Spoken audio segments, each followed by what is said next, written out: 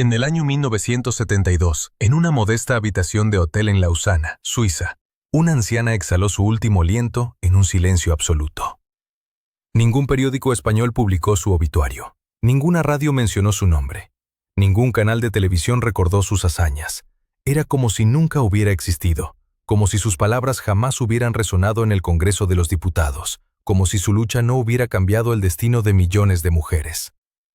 Sin embargo, esta mujer había logrado lo imposible.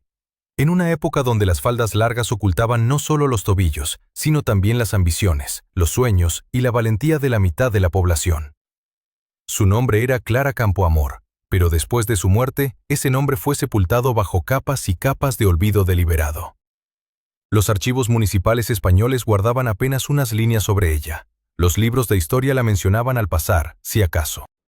Las nuevas generaciones crecieron sin saber que una mujer sin título universitario había defendido el sufragio femenino contra todos, incluso contra las propias mujeres que ocupaban escaños en el Parlamento, que había arriesgado su carrera política, su reputación y finalmente su vida en España por una convicción inquebrantable. Pero, ¿por qué? ¿Por qué una nación entera decidió borrar de su memoria colectiva a quien había conseguido que las mujeres votaran por primera vez en la historia de España? ¿Qué secreto terrible guardaba su legado que obligó a mantenerla en las sombras durante décadas? Existen documentos desclasificados recientemente, cartas privadas que nunca debieron ver la luz, testimonios susurrados de quienes la conocieron en el exilio. Y todos apuntan hacia una verdad inquietante. Clara Campoamor sabía demasiado, había dicho demasiado, había desafiado a demasiados. Su historia no es solo la de una sufragista olvidada. Es la historia de cómo el poder puede reescribir el pasado, de cómo la verdad puede ser enterrada bajo toneladas de silencio. Y es hora de que ese silencio se rompa.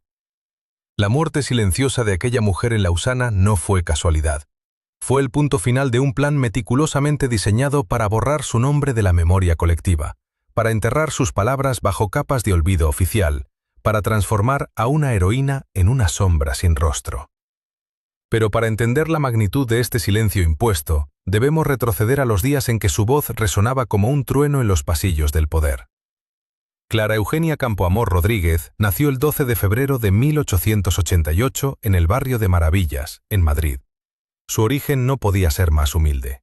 Su padre, Manuel Campoamor, trabajaba como contable en un periódico, un hombre de letras modestas que murió cuando Clara apenas contaba 10 años. Su madre, María Pilar Rodríguez, costurera, quedó sola con 3 hijos y una pobreza que olía a carbón barato y a esperanzas rotas. La familia tuvo que mudarse a un piso aún más pequeño, en la calle de la Ballesta, donde las paredes rezumaban humedad y los inviernos se colaban por las rendijas de las ventanas. Aquel era un tiempo en que las niñas pobres tenían 3 destinos posibles: el servicio doméstico, la costura o el matrimonio temprano. Clara conocía perfectamente estas opciones. Las veía cada mañana en los ojos cansados de su madre, en las manos agrietadas de las vecinas, en el silencio resignado de las muchachas que subían y bajaban las escaleras del edificio. Pero algo ardía en su interior, una sed insaciable de algo que ni siquiera podía nombrar. Años después, en una carta privada que se conserva en un archivo de Ginebra, escribiría: «Desde niña supe que el destino que me ofrecían era una jaula, y yo nací con alas». A los 13 años, Clara abandonó la escuela. No por elección, sino por necesidad brutal. La familia necesitaba dinero. Cada peseta contaba. Consiguió empleo como modista en una casa de alta costura en la calle de Alcalá. Sus dedos aprendieron a coser dobladillos perfectos, a manejar la aguja con precisión milimétrica, mientras sus oídos escuchaban las conversaciones de las clientas. Señoras elegantes que hablaban de teatros, de libros, de viajes a París. Palabras que para ella eran como ventanas abiertas a otro mundo. Pero las jornadas de trabajo duraban 12, 14 horas. El taller olía a tela nueva y a sudor viejo. Las otras muchachas aceptaban aquello como inevitable. Clara no. Por las noches, cuando regresaba a casa con los pies hinchados y los ojos ardiendo de cansancio, encendía una vela y estudiaba. Libros prestados, periódicos rescatados de la basura, cualquier papel impreso que cayera en sus manos. Nadie sabe exactamente cuándo tomó la decisión. Quizás fue una noche de invierno de 1908, cuando cumplió 20 años y se miró al espejo y vio a una mujer joven atrapada en un presente sin futuro. Quizás fue el día en que una de sus compañeras del taller murió de tisis a los 18 años, tosiendo sangre sobre un vestido de seda blanca que nunca llegaría a terminar. Lo que sí se sabe, porque consta en documentos oficiales del Ministerio de Instrucción Pública, es que en 1914 Clara Campoamor se presentó a los exámenes para obtener el título de maestra nacional. Tenía 26 años. Había estudiado sola, por las noches, durante años. Aprobó con calificaciones excepcionales. Los examinadores quedaron desconcertados. Una modista sin estudios formales que respondía con precisión a preguntas de pedagogía, historia y literatura. Algunos sospechaban fraude. Otros, simplemente, no podían creer que una mujer de su clase social poseyera semejante inteligencia. Pero Clara no se detuvo ahí. Ese título era apenas el primer peldaño. Consiguió trabajo como profesora de mecanografía en la escuela de adultas, luego como funcionaria auxiliar en el Ministerio de Instrucción Pública. Y mientras trabajaba, seguía estudiando. Por las noches, siempre por las noches.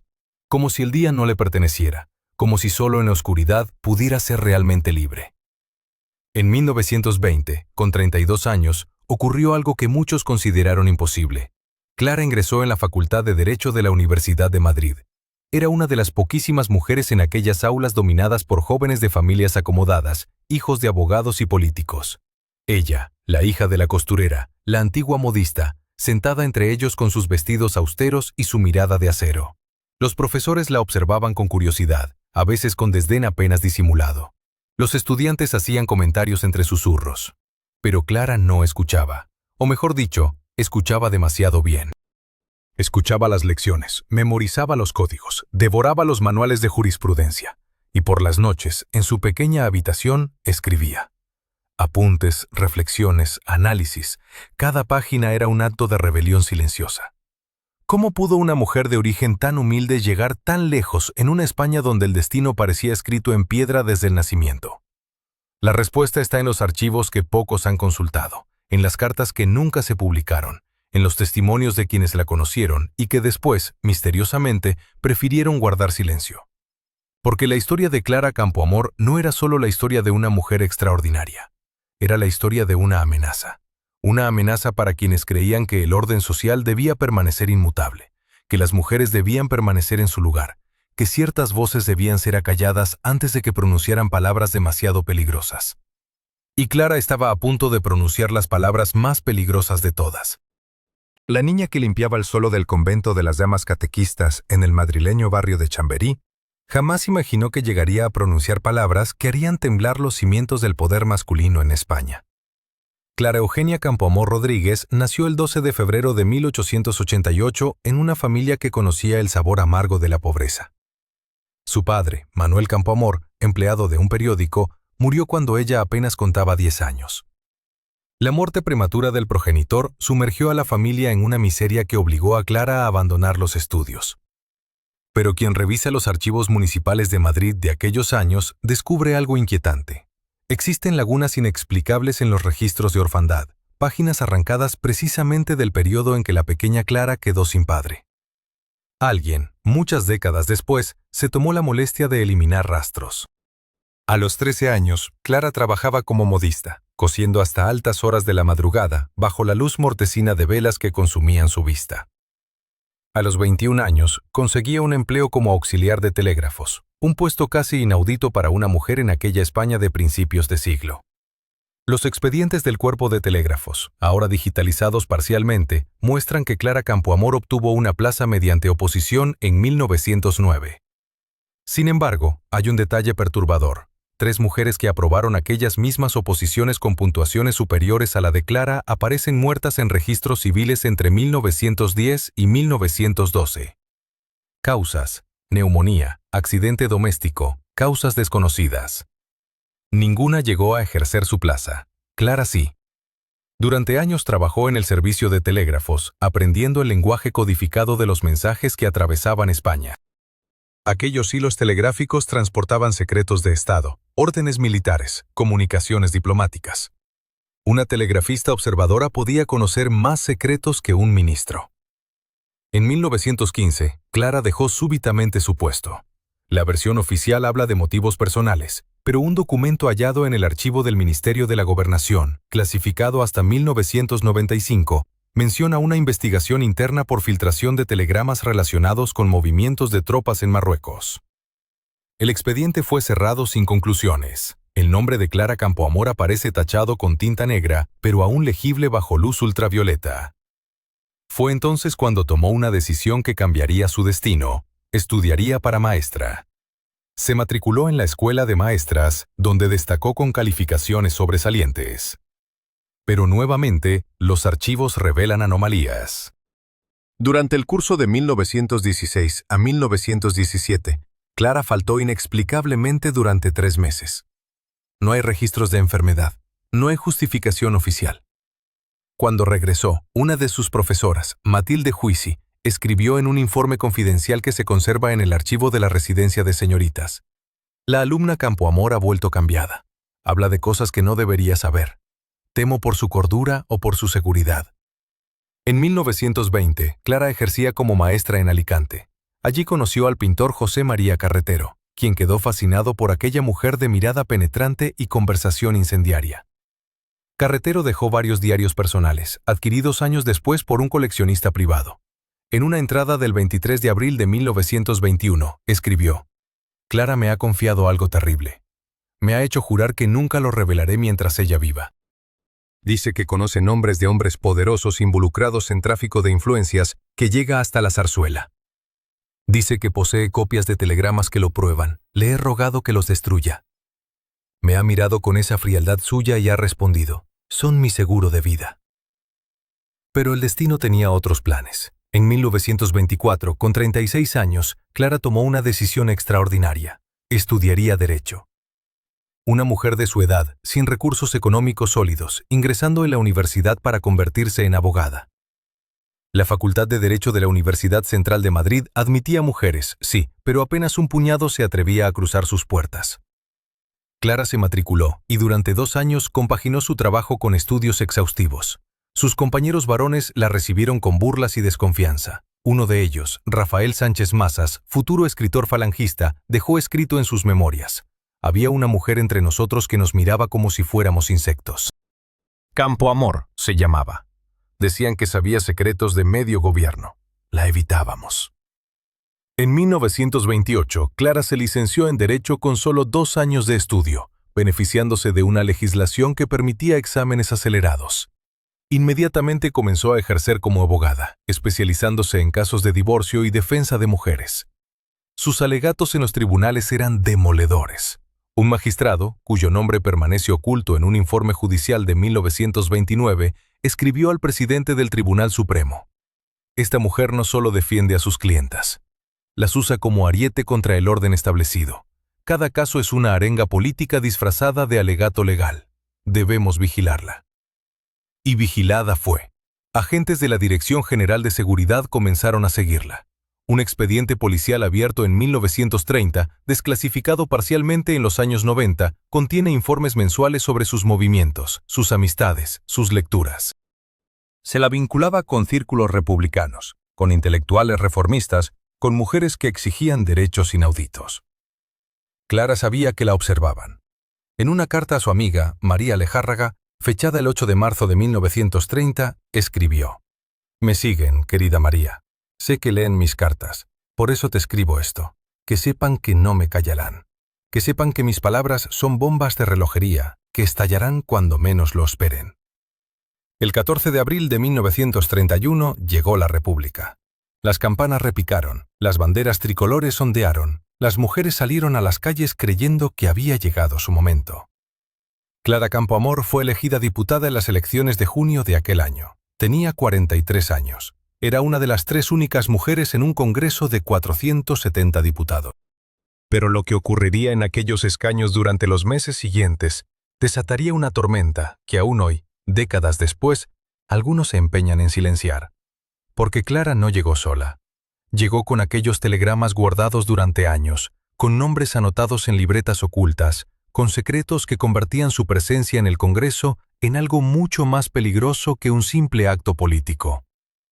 La joven costurera que pasaba las noches leyendo a la luz de una vela mientras sus dedos sangraban por las agujas, se convirtió en algo que ninguna mujer española había sido antes.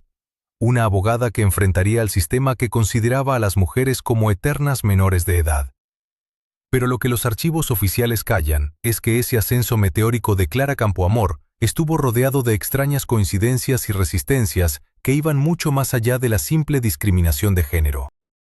En el verano de 1924, cuando Clara obtuvo su licenciatura en Derecho por la Universidad Central de Madrid, una mujer vestida de negro la esperaba cada tarde frente a la facultad. Varios compañeros de Clara lo recordaban décadas después en conversaciones privadas que nunca se publicaron. Esa mujer jamás se acercó, jamás habló, simplemente observaba. Cuando Clara salía del edificio, la misteriosa figura desaparecía entre las sombras de la calle San Bernardo. Durante 3 semanas consecutivas, la misma escena. Luego, nada. Como si nunca hubiera existido. Los documentos del Colegio de Abogados de Madrid revelan otro detalle inquietante. La solicitud de ingreso de Clara fue archivada inicialmente con el código equivocado. Un error administrativo que hubiera retrasado su incorporación al menos 1 año. Fue una llamada telefónica anónima la que alertó sobre el error. Una voz femenina, según consta en las notas del secretario, que conocía detalles del expediente que solo podían saber 3 personas dentro de la institución. Cuando intentaron rastrear la llamada, descubrieron que había sido realizada desde una cabina pública en la Puerta del Sol. Nadie supo jamás quién fue esa voz que salvó la carrera profesional de Clara. El 25 de junio de 1925, Clara Campoamor se convirtió en la segunda abogada colegiada de España. La primera, Victoria Kent, había ingresado apenas unos meses antes.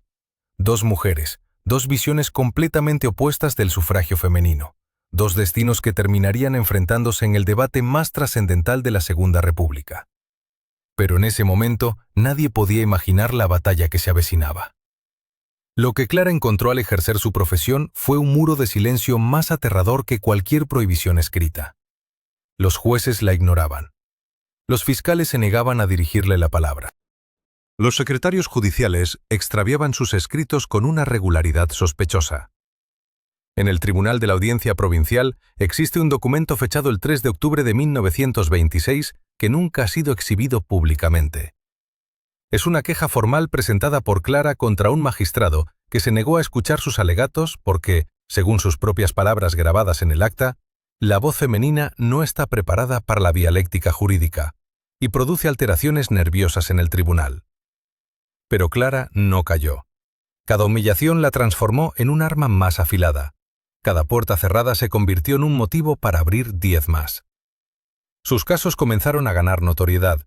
Defendió a mujeres maltratadas, a niños abandonados, a trabajadoras explotadas en fábricas donde los empresarios pagaban salarios de hambre. Y con cada victoria, su nombre resonaba más fuerte en los círculos del poder. En 1930, cuando las elecciones municipales derribaron a monarquía como fichas de dominó y España se declaró república, Clara ya era una figura conocida. Pero lo que pocos saben es que su nombre apareció en una lista elaborada por el Ministerio de Gobernación de la monarquía caída. Una lista de elementos perturbadores del orden social establecido. Esa lista desapareció de los archivos oficiales en circunstancias nunca aclaradas, pero una copia incompleta se conserva en el archivo privado de un antiguo funcionario cuya familia la donó a un pequeño museo provincial décadas después. 23 nombres, 5 mujeres. Clara Campoamor ocupaba el puesto número 17. Cuando Clara fue elegida diputada por el Partido Radical en las elecciones de junio de 1931, algo extraordinario sucedió en su edificio de la calle de la Ballesta. La noche anterior a su primer día en las Cortes, alguien introdujo un sobre bajo su puerta. No había remitente, no había sello postal. Dentro, una fotografía antigua, amarillenta, mostraba a un grupo de mujeres frente a lo que parecía ser la entrada de una prisión. Al reverso, escritas con tinta desvaída, 3 palabras. Ellas también lucharon. Clara guardó esa fotografía hasta el final de sus días, pero nunca reveló públicamente su existencia. El edificio del Congreso de los Diputados en la carrera de San Jerónimo recibió a Clara con la misma frialdad que había enfrentado en los tribunales. De los 470 diputados, apenas 3 eran mujeres: Clara Campoamor, Victoria Kent y Margarita Nelken. 3 islas solitarias en un océano de chaqués, corbatas y cigarros puros. Los pasillos olían a tabaco y a decisiones tomadas en despachos cerrados donde las mujeres no tenían entrada. Pero Clara no había llegado hasta allí para decorar los escaños. Había venido a cambiar la historia, aunque esa historia terminara sepultándola en el olvido más cruel. En los archivos taquigráficos del Congreso, un funcionario anotó al margen del acta del día en que Clara prestó juramento: pequeña de estatura, firme de voz, mirada que atraviesa. Esa nota manuscrita, descubierta durante una catalogación de documentos en 1987, revela la impresión que causó aquella mujer que se atrevía a ocupar un espacio diseñado exclusivamente para hombres. Los meses siguientes fueron de preparación silenciosa. Clara estudiaba cada artículo de la nueva Constitución que se estaba redactando. Tomaba notas, consultaba jurisprudencia internacional, preparaba argumentos con la precisión de un relojero suizo. Sabía que se acercaba el momento decisivo, el momento en que tendría que enfrentarse no solo a los hombres que dominaban el Parlamento, sino también a las propias mujeres, que paradójicamente se opondrían a su gran batalla. Y mientras Clara preparaba sus armas dialécticas en el silencio de su despacho, en las sombras del poder, ya se gestaba la conspiración del silencio que la borraría de los libros de historia. Lo que ocurrió en las Cortes Constituyentes el 1 de octubre de 1931 debería haber sido recordado como el momento más luminoso de la democracia española. Pero los archivos privados de varios diputados, descubiertos décadas después en sótanos polvorientos y cajas olvidadas, revelan una verdad diferente. Aquel día no fue una victoria, sino el comienzo de una condena meticulosamente orquestada. Clara Campoamor subió a la tribuna sabiendo que hablaba contra casi todos. El debate sobre el sufragio femenino había sido programado deliberadamente para un día en que muchos de sus potenciales aliados estaban ausentes. Una coincidencia extraña, dirían los registros oficiales. Pero las cartas privadas del presidente de la Cámara, descubiertas en 1987 en un archivo familiar, mencionan reuniones nocturnas donde se discutió exactamente este detalle: la fecha, la hora, quiénes estarían presentes y quiénes convenientemente no podrían asistir. Frente a ella se alzó Victoria Kent, también mujer, también abogada, también republicana. La ironía era demasiado perfecta para ser casual. Dos mujeres enfrentadas sobre si las mujeres merecían votar. Los diputados varones observaban el espectáculo con expresiones que los cronistas de la época describieron como mezcla de diversión y desdén. Lo que esos cronistas no mencionaron fue la pequeña libreta negra que pasó discretamente de mano en mano entre ciertos parlamentarios durante el debate. Un documento que nadie volvió a ver, pero que un ujier anciano recordaría décadas después en su lecho de muerte. Contenía nombres de mujeres, direcciones, y junto a cada una cantidad de dinero.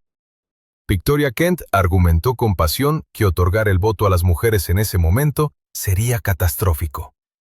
Las mujeres españolas, dijo, estaban dominadas por la Iglesia, por sus confesores, por siglos de oscurantismo. Votarían lo que les ordenaran los curas. Entregarían la República a sus enemigos. Era mejor esperar, educarlas primero, liberarlas del yugo religioso, y solo entonces, quizás en unos años, otorgarles ese derecho. Clara la escuchó con el rostro inmóvil. Cuando le llegó su turno, comenzó a hablar con una voz que los testigos describieron como tranquila pero implacable. Rechazó cada argumento con precisión quirúrgica. Si las mujeres no estaban preparadas, preguntó, ¿cuándo lo estarían? ¿Quién decidiría ese momento mágico? ¿Los mismos hombres que durante siglos las habían mantenido en la ignorancia? Si el problema era la educación, entonces la solución era educar, no negar derechos. Los derechos no se ganaban con méritos ni con preparación. Los derechos existían o no existían. Todo lo demás era excusa para la tiranía. Pero fue lo que dijo después lo que selló su destino. Miró directamente a los diputados varones y pronunció palabras que muchos jamás le perdonarían. Les recordó que ellos, los hombres, habían votado durante décadas bajo monarquías corruptas, en elecciones amañadas, manipulados por caciques, comprados con dinero o amenazados con violencia. Nadie les había exigido demostrar primero su madurez cívica. Nadie les había pedido un examen de aptitud democrática. El sufragio masculino no había esperado a que los hombres fueran dignos de él. Entonces, ¿por qué aplicar a las mujeres un criterio diferente? El silencio que siguió fue descrito por varios cronistas como sepulcral. Un silencio que no era de reflexión, sino de furia contenida. En ese momento, según confesaría años después un diputado radical, en conversación privada, grabada sin su conocimiento, Clara Campoamor dejó de ser vista como una aliada útil y se convirtió en una amenaza que debía ser neutralizada. La votación se celebró horas después, cuando la noche ya caía sobre Madrid. 161 votos a favor, 121 en contra. El sufragio femenino había sido aprobado. Clara había ganado. Pero en los pasillos de las Cortes, entre susurros y miradas cargadas de significado, ya se estaba gestando algo más oscuro. 3 días después del voto histórico, el periódico conservador ABC publicó un artículo firmado por un columnista conocido por sus conexiones con la oligarquía tradicional. El texto no mencionaba directamente a Clara, pero describía con lujo de detalles los peligros de permitir que mujeres sin familia, sin hijos, sin esposos, tomaran decisiones que afectarían el futuro de la nación.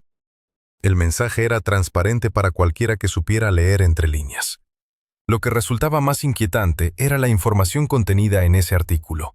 Datos personales sobre Clara que solo podrían haber provenido de fuentes muy específicas. Detalles sobre su vida privada, sobre sus finanzas, sobre sus amistades. Alguien con acceso a archivos confidenciales había estado alimentando a la prensa conservadora. Alguien dentro del mismo gobierno republicano que supuestamente defendía. El expediente policial abierto sobre Clara Campoamor en noviembre de 1931 permanecería clasificado durante más de 50 años.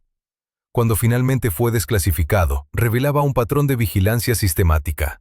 Sus movimientos eran registrados, sus conversaciones telefónicas anotadas, sus visitantes identificados. No era la vigilancia de una amenaza para el Estado. Era la vigilancia de alguien a quien se preparaba para eliminar. No físicamente quizás, pero sí políticamente, socialmente, históricamente. Y mientras Clara celebraba tímidamente su victoria constitucional, sin saber aún el precio que pagaría por ella, en los despachos donde se tomaban las verdaderas decisiones, hombres con poder y conexiones ya estaban redactando el guión de su borrado. Un borrado tan completo, tan absoluto, que generaciones enteras de españoles crecerían sin saber siquiera que esa mujer había existido. Los días posteriores al triunfo en las Cortes transcurrieron en una calma engañosa. Clara recibía telegramas de felicitación desde pequeños pueblos de Andalucía, cartas anónimas desde conventos vascos, mensajes cifrados desde grupos feministas europeos. Pero en los pasillos del Congreso algo había cambiado. El silencio que la rodeaba no era respetuoso, era estratégico. El 17 de octubre de 1931, apenas 16 días después de la histórica votación, un memorándum interno del Partido Radical Socialista cayó accidentalmente en manos de un periodista del diario El Sol. El documento, que permaneció sin publicar durante 40 años, hasta su descubrimiento en el archivo personal del editor muerto en circunstancias extrañas, contenía una única frase subrayada 3 veces con tinta roja. Campoamor debe desaparecer del escenario político antes de las próximas elecciones. No mediante escándalo, sino mediante olvido sistemático. La maquinaria del silencio comenzó a funcionar con precisión quirúrgica. Las actas oficiales de las sesiones parlamentarias empezaron a minimizar su intervención del 1 de octubre. En las versiones enviadas a la prensa regional, su discurso aparecía resumido en 3 líneas. Los periódicos que habían prometido entrevistas cancelaban a última hora. Las invitaciones a mítines llegaban con direcciones equivocadas o fechas imposibles. Margarita Nelken, su antigua aliada convertida en crítica implacable, publicó en febrero de 1932 un artículo titulado Las traidoras de su sexo, donde, sin mencionar nombres, describía a ciertas diputadas burguesas que habían hipotecado el futuro de España por vanidad personal. Todo el mundo entendió la referencia.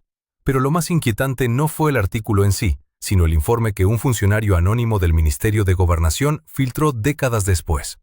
El texto había sido revisado y aprobado por 3 secretarios de Estado antes de su publicación. Victoria Kent, su oponente en el debate histórico, comenzó a recibir invitaciones para conferencias internacionales. Clara, en cambio, veía cómo sus propuestas legislativas sobre educación y trabajo femenino se archivaban sin discusión. Cuando preguntaba, la respondían con sonrisas amables y promesas vagas. Un telegrama interceptado por casualidad durante la reorganización de los archivos telefónicos de Madrid en 1976 revelaba la instrucción: mantener a Campoamor ocupada en comisiones secundarias, evitar protagonismo mediático. En mayo de aquel mismo año, Clara presentó un proyecto de ley sobre igualdad salarial entre hombres y mujeres. El documento, extraordinariamente avanzado para su época, proponía inspecciones laborales obligatorias y sanciones económicas para empresas infractoras. La comisión correspondiente lo recibió un jueves. El lunes siguiente, el expediente completo había desaparecido de los archivos. Cuando Clara exigió explicaciones, le informaron que nunca había existido registro oficial de presentación. Sin embargo, una secretaria retirada confesó en 1983, poco antes de morir, que había visto personalmente cómo dos hombres sin identificación retiraban cajas enteras de documentos relacionados con Campoamor durante un fin de semana. Las elecciones de noviembre de 1933 se acercaban como una tormenta inevitable. El Partido Radical intentó apartar a Clara de las listas.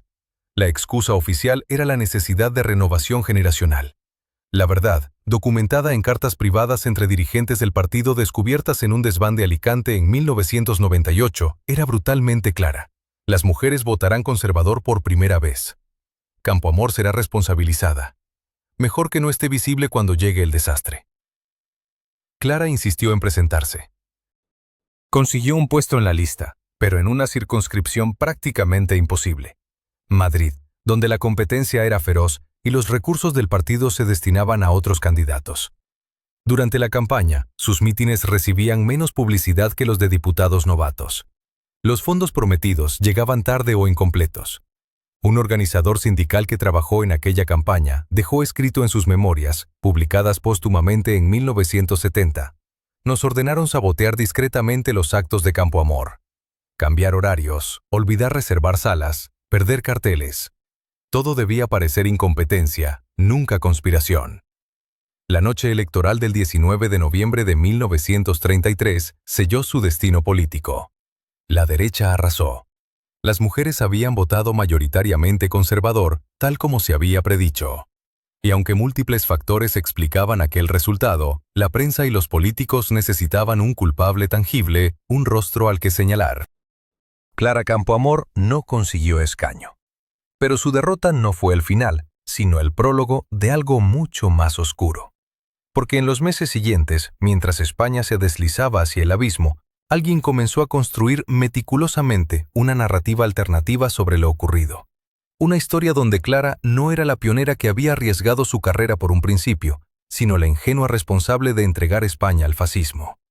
Y esa historia, repetida en tertulias, artículos, conversaciones privadas, empezó a solidificarse hasta convertirse en verdad oficial. Lo que nadie sabía entonces era que varios testigos de aquel proceso de manipulación sistemática guardarían silencio durante décadas. Y que cuando finalmente decidieran hablar, algunos ya no estarían vivos para hacerlo. El memorándum llegó sin firma ni sello oficial, deslizado bajo la puerta de su despacho durante la madrugada. Clara lo encontró al alba, cuando regresaba de una sesión nocturna en la Comisión de Reformas Constitucionales. El papel era de calidad inferior, el tipo de documento que podía quemarse sin dejar rastro ni despertar sospechas. Las líneas mecanografiadas contenían un mensaje tan breve como escalofriante. Las listas electorales para las próximas elecciones estaban siendo reorganizadas, y su nombre no aparecería en ninguna candidatura del Partido Radical. Azaña nunca respondió a sus llamadas. Leroux se ausentó de Madrid durante 3 semanas consecutivas, supuestamente por razones de salud.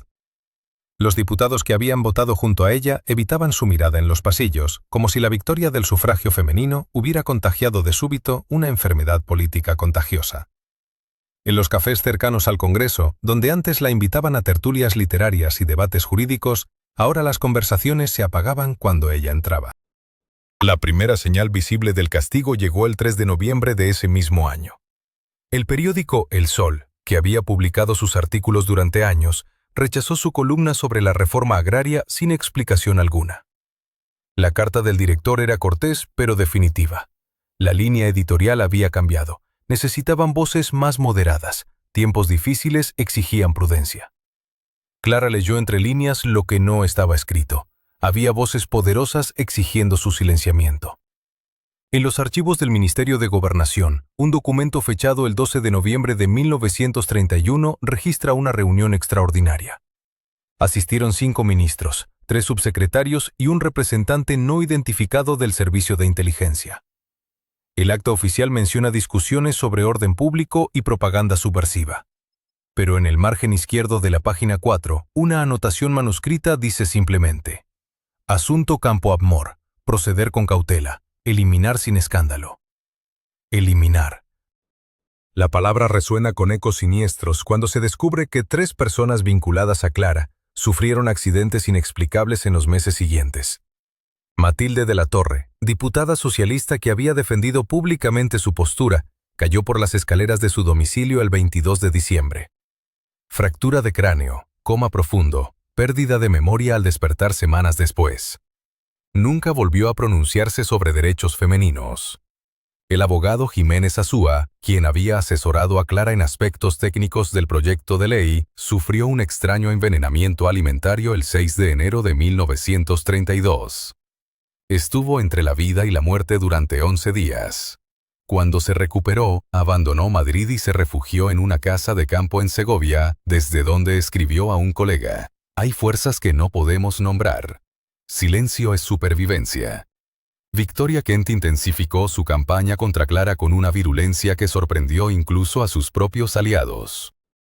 En un mitin en Valencia, el 14 de febrero, declaró ante 2.000 asistentes que el voto femenino había sido el mayor error estratégico de la República, perpetrado por la vanidad de una mujer que antepuso su ego personal al bien común. Las palabras fueron publicadas en todos los periódicos nacionales. Clara intentó responder, pero ningún medio aceptó su réplica. Los informes policiales de aquella época revelan un patrón inquietante. Agentes de la Dirección General de Seguridad siguieron los movimientos de Clara durante meses. Anotaban cada reunión, cada visita, cada carta recibida. Un informe del 23 de marzo detalla que mantenía correspondencia con sufragistas británicas y francesas, dato registrado como contactos internacionales sospechosos. Otro documento, clasificado hasta 1989, menciona la interceptación de telegramas dirigidos a organizaciones feministas en Ginebra. La exclusión política se volvió sistemática. Cuando Clara solicitó renovar su afiliación al Partido Radical en abril de 1932, la respuesta tardó 5 semanas. Finalmente llegó una carta firmada por el secretario provincial. Su solicitud había sido archivada indefinidamente por razones administrativas.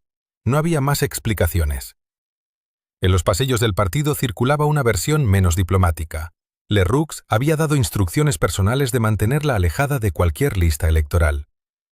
Las elecciones de noviembre de 1933 confirmaron la profecía que Clara había rechazado como chantaje político. Las mujeres votaron masivamente y los partidos conservadores obtuvieron una victoria aplastante. La derecha católica conquistó 233 escaños. La coalición republicana socialista se desmoronó. En los círculos progresistas, el veredicto fue unánime. Clara Campoamor había entregado la República a sus enemigos. Nadie mencionó que los hombres también habían votado a la derecha. Nadie señaló que la crisis económica, el desempleo galopante y la violencia callejera habían erosionado la fe en el proyecto republicano. Toda la culpa recayó sobre los hombros de una mujer que había defendido un derecho fundamental. El chivo expiatorio perfecto para una izquierda incapaz de reconocer sus propios errores estratégicos. En diciembre de ese año, Clara encontró su apartamento registrado. Los libros estaban desordenados, sus archivos personales revueltos, documentos privados claramente leídos y vueltos a colocar con descuido. No faltaba nada, pero el mensaje era transparente. Estaba siendo vigilada. Al día siguiente presentó una denuncia en la comisaría del distrito. El funcionario tomó nota con desgana y prometió investigar. Nunca hubo seguimiento alguno. El aislamiento se completó cuando las organizaciones feministas que ella misma había ayudado a fundar comenzaron a distanciarse. La Asociación Nacional de Mujeres Españolas retiró su nombre de la lista de fundadoras en sus documentos oficiales. Las invitaciones a conferencias cesaron. Las cartas de antiguas compañeras de lucha se volvieron escasas, cautelosas, llenas de frases ambiguas que revelaban miedo más que solidaridad. En los archivos personales de Azaña, descubiertos décadas después, aparece una entrada de diario fechada el 8 de enero de 1934. Escribe sobre Clara con una mezcla de admiración y fastidio. Tenía razón en sus argumentos, pero no supo medir las consecuencias políticas. Ahora todos pagamos por su intransigencia idealista. Ni una palabra sobre haberla abandonado a su suerte. El sobre llegó a Ginebra 3 semanas después de que Clara cruzara la frontera francesa. No llevaba remitente, pero el matasellos revelaba su origen. Madrid, Distrito Postal Central, fechado el 23 de abril de 1939. Dentro, una fotografía borrosa mostraba el interior de su antiguo despacho en el Congreso. Las estanterías habían sido vaciadas, los archivos personales desaparecidos. Pero lo verdaderamente perturbador era la mancha oscura en el suelo, junto al escritorio, una sombra irregular que parecía haberse filtrado en la madera misma. Al dorso de la imagen, una sola línea manuscrita. Buscaron algo, no lo encontraron. Todavía buscan. La mujer que entregó el sobre nunca dio su nombre. Apareció en la pensión donde Clara se alojaba temporalmente, una anciana de manos temblorosas que se marchó antes de que pudieran hacerle preguntas. La patrona recordaría después que aquella visitante llevaba un crucifijo antiguo, del tipo que usaban las monjas de clausura, y que sus zapatos estaban cubiertos de polvo rojizo, el mismo polvo característico de ciertas regiones de Castilla. Los archivos personales de Clara Campoamor habían sido sistemáticamente destruidos. No fue un acto de vandalismo casual, ni consecuencia del caos bélico. Documentos oficiales del Ministerio de Gobernación, desclasificados décadas más tarde en condiciones extraordinarias, revelan operaciones de búsqueda específicas.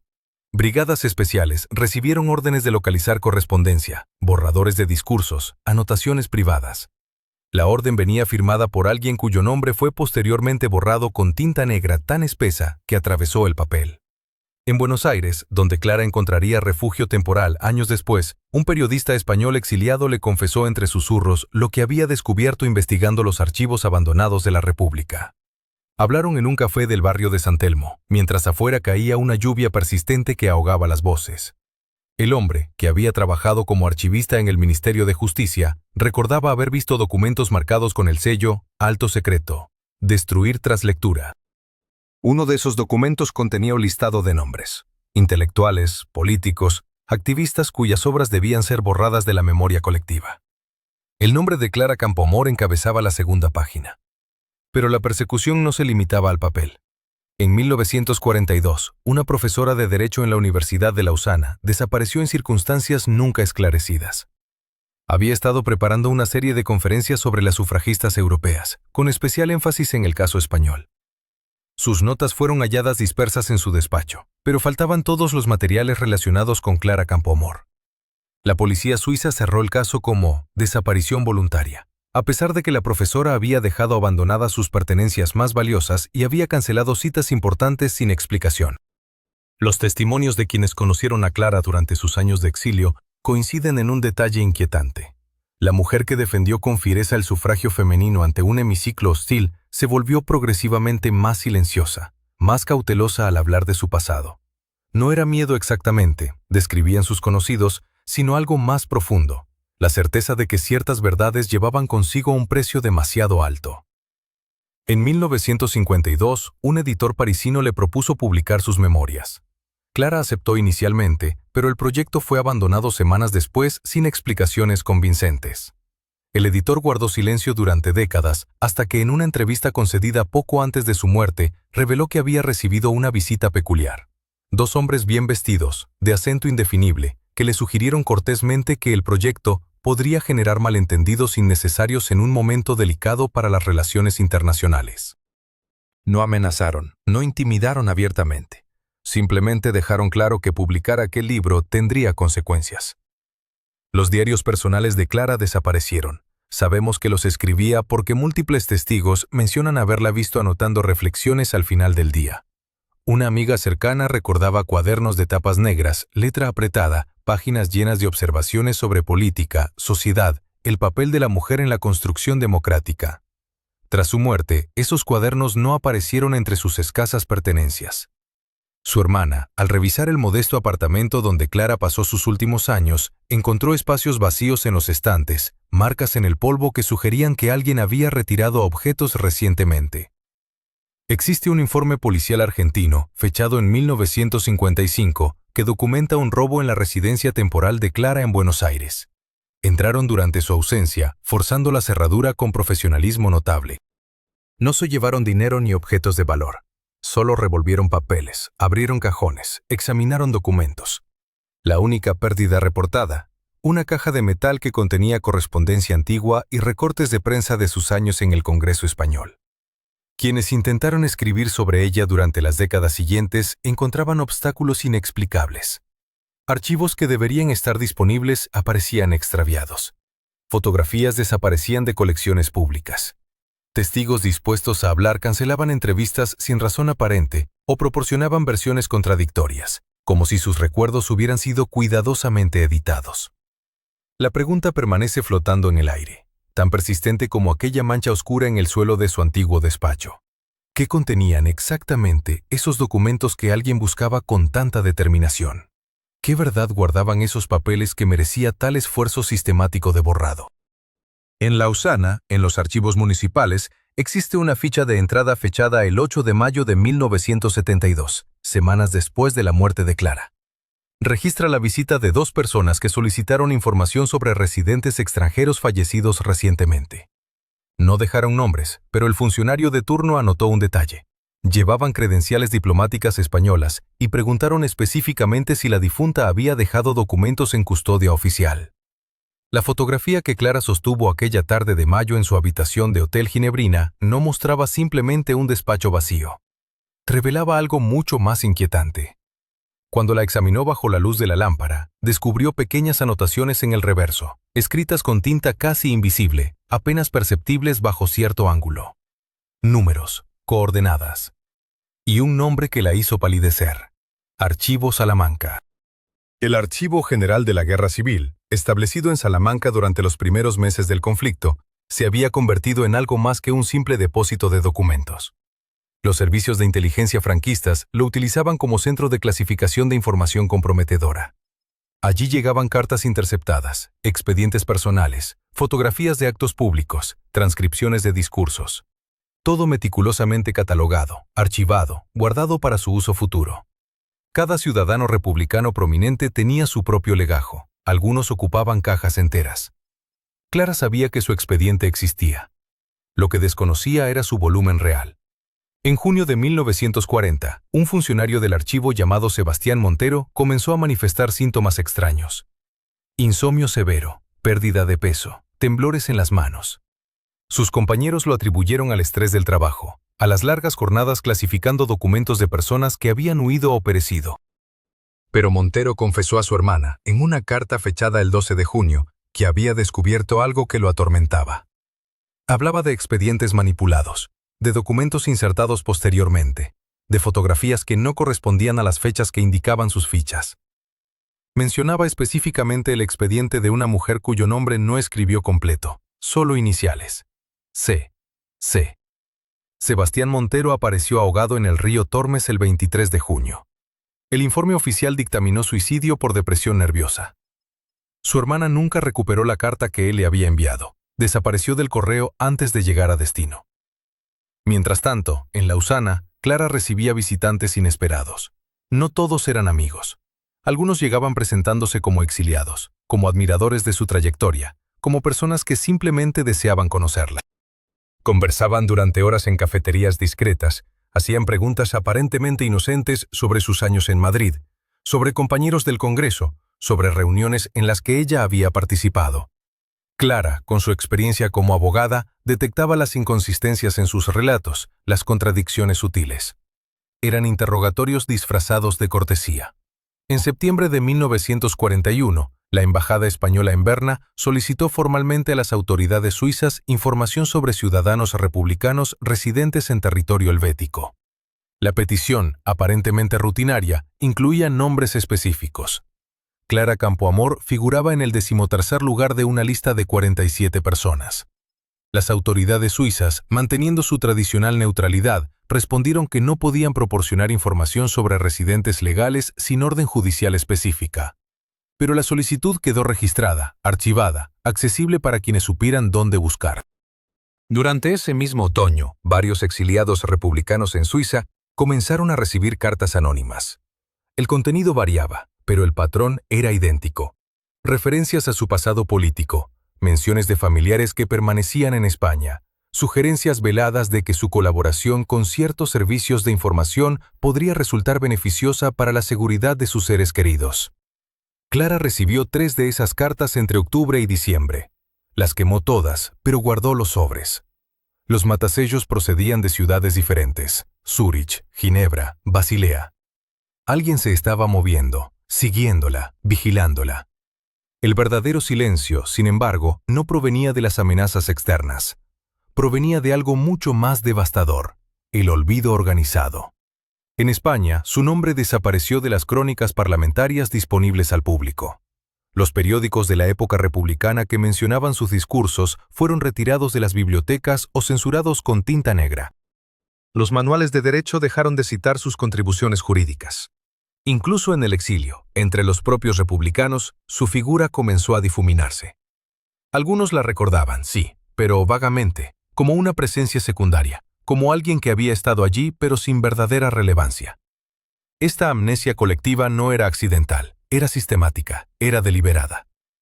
En 1942, Clara intentó publicar un artículo sobre el sufragio femenino en una revista francesa de estudios políticos.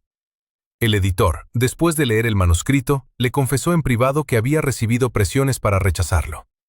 No especificó de quién, solo dijo que ciertos círculos consideraban inconveniente recordar victorias democráticas de la República Española mientras el régimen de Franco consolidaba su poder y establecía relaciones diplomáticas con diversos países europeos. El artículo nunca se publicó. Clara dejó de intentarlo. Los años siguientes transcurrieron en una penumbra administrativa. Clara sobrevivía con trabajos de traducción, con clases particulares de español, con la ayuda esporádica de organizaciones de exiliados que apenas disponían de recursos. Escribía, pero para sí misma, llenando cuadernos que guardaba en una maleta bajo su cama. Memoriaba, testimoniaba, preservaba lo que la historia oficial estaba borrando.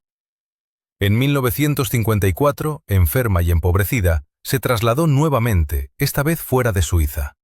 Buscaba un lugar donde el peso del olvido resultara menos opresivo. Pero el silencio ya la había alcanzado. Cuando murió, solitaria, en una modesta habitación de hotel, pocas personas lo supieron.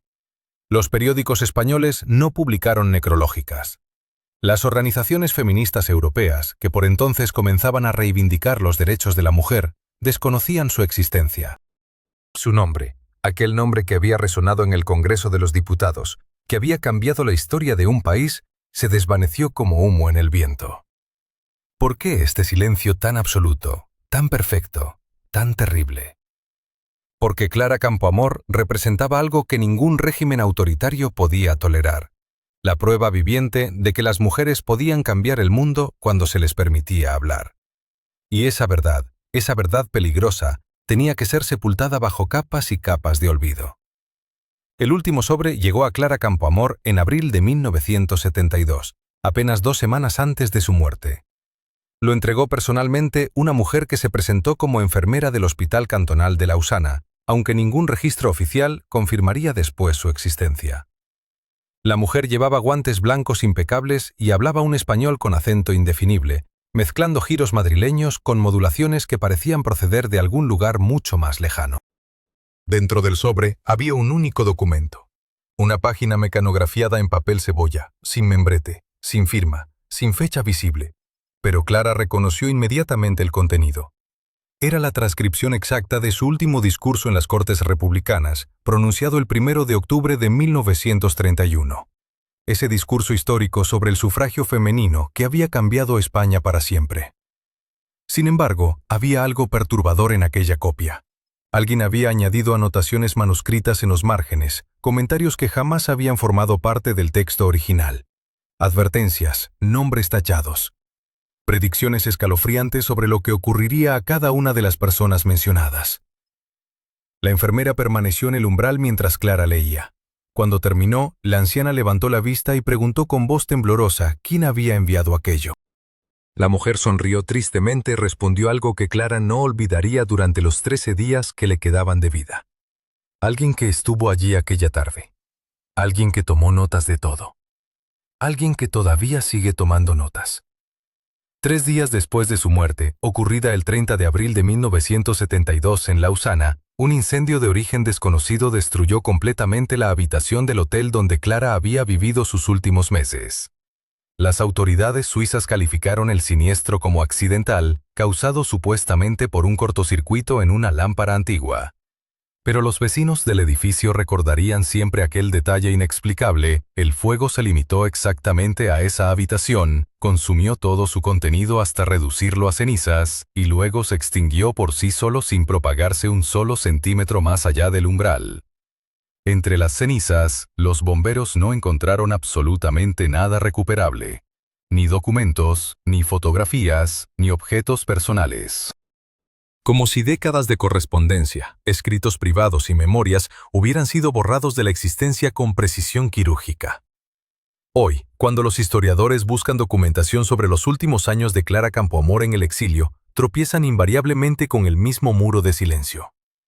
Los registros desaparecen. Las cartas se evaporan. Los testimonios se contradicen.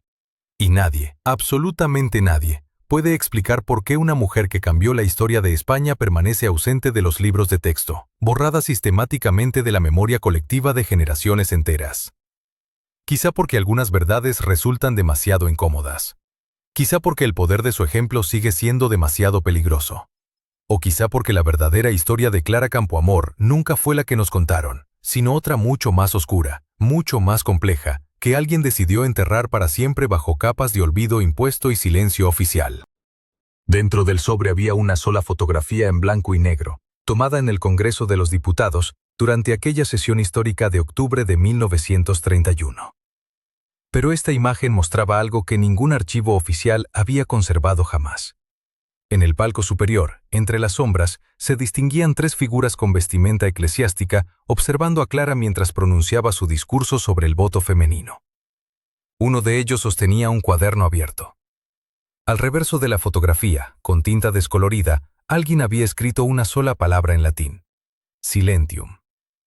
Los archivos vaticanos mantienen cerradas hasta el día de hoy las actas de las reuniones extraordinarias celebradas entre 1931 y 1936 sobre lo que internamente llamaban el problema español de la emancipación femenina. Los documentos están clasificados como material sensible hasta el año 2050, 118 años después de aquella votación que cambió la historia de España. Nadie puede explicar racionalmente por qué papeles sobre debates parlamentarios requieren tal nivel de secretismo. Clara Campoamor murió en Lausana el 30 de abril de 1972, exactamente 40 años después de que la República la borrara de sus listas electorales. Su testamento solicitaba que sus cenizas fueran esparcidas en el Guadarrama, pero nunca llegaron a España. Desaparecieron del depósito funerario 3 días después de la cremación. El funcionario responsable fue hallado muerto en su domicilio una semana más tarde. El informe policial concluyó suicidio, aunque sus manos presentaban quemaduras que ningún análisis pudo explicar. En los manuales escolares actuales, Clara aparece como una nota al pie, pocas líneas, ninguna fotografía. Los libros de texto mencionan el derecho al voto femenino como una consecuencia natural del progreso, sin nombres, sin rostros, sin sangre.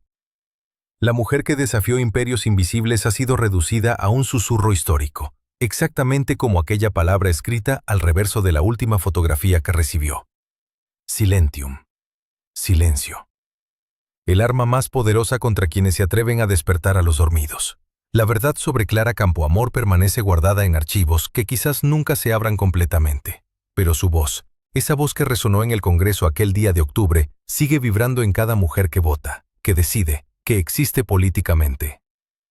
Ellos pudieron borrar su nombre de los libros. Nunca pudieron borrar lo que ella despertó. Gracias por acompañarnos en esta investigación que muchos preferirían mantener enterrada. Si este relato te ha estremecido, si crees que estas verdades merecen ser conocidas, suscríbete a nuestro canal para más investigaciones que desafían la historia oficial. Deja tu like si piensas que Clara merece ser recordada. Y comparte en los comentarios si conoces otros nombres borrados deliberadamente de nuestra memoria colectiva. La historia la escriben los vencedores, pero la verdad siempre encuentra grietas por donde filtrarse.